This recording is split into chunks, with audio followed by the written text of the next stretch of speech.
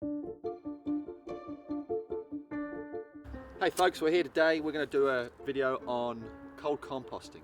This is the too easy method. Really simple, really easy, and we're going to start from scratch. We're here in this back garden here. We've got nothing. We've just got this fence, and we're going to make it out with a whole load of wooden pallets, and we're going to go from there. Our site has a slight slope, and we want our compost bay to be as level as we can. It doesn't have to be perfect. We're just going to chisel out with our spade here. We're just going to take a little bit of dirt out of one side. We've got a little bit of grass at the front here. I'm not worried about that. Generally, compost heap is going to deal to that grass on its own. Okay, so we've got our wooden pallets in place. We're about to put them together. These wooden pallets have just come from local businesses around the district. They've cost nothing. I've got 3 pallets here. I can use 2 nails if I wanted to. 1, 2.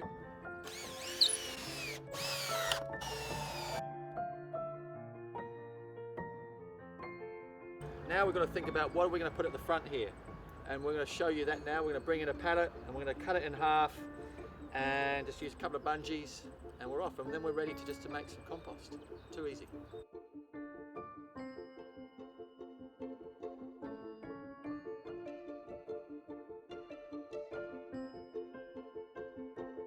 So I'm just going to bring in some carbon materials, carbon-rich ingredients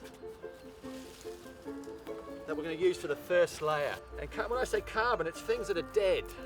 Things like straw, I've got some wood chips, I've got some leaves off an old New Zealand cabbage tree, Cordyline australis. So the idea is we're going to have this first layer, and what that also does, I particularly like using straw or wood chips, and what it does, it allows us to keep oxygen in the system. I happen to have some hay, some lucerne hay, lucerne straw, just what locally available. It's just whatever you can get your hands on. So I'm just going to do it. I'm going to do a very generous first layer. Because if you think lots of, you can also get things leaching down through a heap, and they're going to hit this carbon area, carbon ingredients, and just help break them down. So just a little bit plastic, all good. When we've got a whole load of carbon, we need some nitrogen-rich ingredient to counter that. So most areas somewhere, there's sacks of horse manure you can pick up for next to nothing. It looks dead.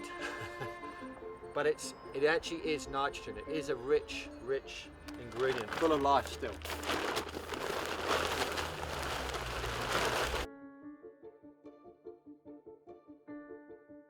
This compost heap is in action now. So we've got things we're going to start putting in it day to day. Got my food scraps, literally collecting them in a caddy, bringing them out, and I am just chucking them in.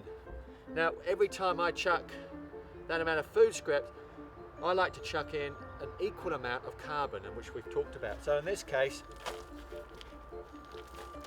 I've just got some wood chips here, a real mix here, and I'm going to chuck them in with that.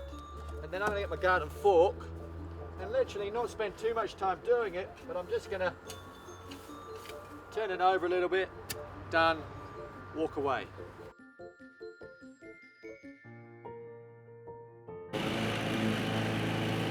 Grass clippings. You've got to love grass clippings. Chuck them in the autumn. Leaves are fantastic. Let's just chuck them in. We do some pruning around the place. We knock the tree back a little bit. So let's just spend a few moments just knocking them down to 1 to 3, 4 centimetre pieces. I've got some lupins here that have just gone mental in the garden. They can either break up by hand. They're very light fibre, so they're going to break up really nicely. Great addition of nitrogen into the compost heap. Another common ingredient we have in the garden is wood ash. Just chucking it in, sprinkling it around. We're not too worried about quantities. One thing to remember with the wood ash is, 1, it's a carbon ingredient to put in here, so that's fantastic. Number 2 is just to remember we're not using any ash that might come from treated timbers. Water. Depending where you are, you know, some areas, you know, you just throw a pile of ingredients in the corner and they'll just rot down because you've got such high moisture and rain levels. Here where we live in central Otago, really dry. Things don't rot, they blow away. So water's a real key ingredient in our recipe, in our cake. So moisture is really key. If things dry out in this heap, nothing is going to break down. And what we're looking for when we look at our heap is that when we squeeze it tight, we get one or two drops of moisture coming out.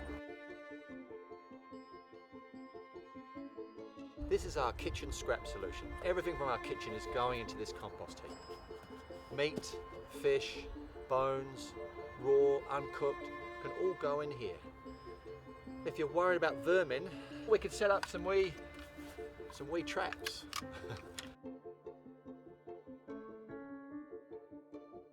So we've created our heap. We're putting our food scraps in day to day. We're adding the carbon. We're not forgetting carbon. What else can we do to enhance this process? Is there something we could do to speed it up? Well, one thing we could do is we could add some tiger worms. Here, I've just got a small amount here, and I'm just going to pop them in.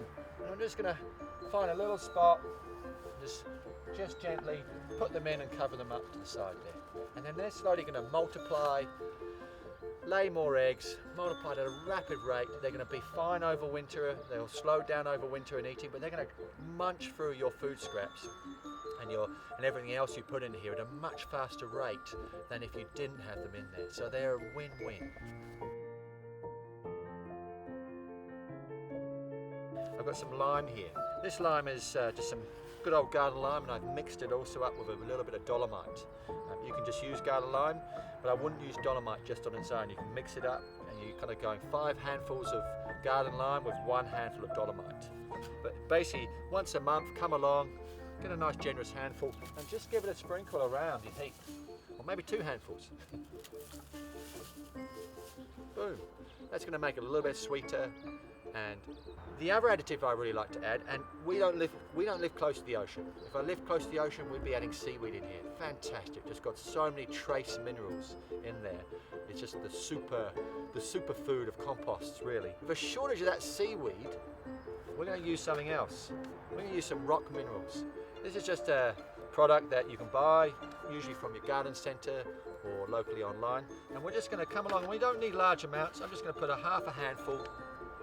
I'm just going to be sprinkling it on. Again, kind of like once a month. What are we going to cover our heap with to keep out the rain? And the reason we're keeping the rain out is it's more when we have rain events and it rains for a day or 2 days. We don't want to wash all our nutrients out of our compost heap. So something like some black plastic, fantastic. Or an old piece of carpet, or even a really thick layer of straw can be enough to wick away that excess moisture.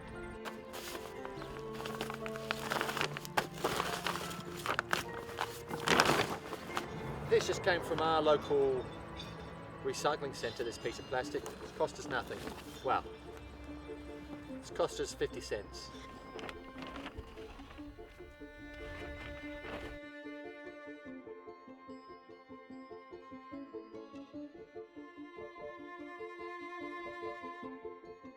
So you can see, it took 5 minutes to bang these wooden pallets together, a couple of minutes to saw that wooden pallet in half, pop to the hardware store, bit of plastic, and the ingredients that we're just gathering daily in our lives. It's not hard, is it? It's easy, it's simple, to the point. So get out there and have a go. If you've got any questions, put them down there. Cheers. How long is it going to take to break down? Really depends, where do you live? Do you live somewhere where it's damp, high moisture levels in the air? Things are going to break down a lot faster. Here in central Otago, where we're very dry, it's going to take longer to break down. But we added the worms. Let's not forget those magical worms. They're going to really speed it up for us. So, but once this is full, we're looking at 6 months to 12 months till we have a nice finished compost ready to use in the garden. This setup has cost us next to nothing. We've bought some bungees, $3 or $4 a piece. So that's say $15 in bungees we've cost. We spent 50 cents on the black plastic. The wooden pallets, they were free. The minerals have cost, the lime and the rock solids, they've cost a little bit of money, but not too much, and they're going to last a long time. And that's the cost. So we're looking at under $20 really for a year of composting. Pretty good.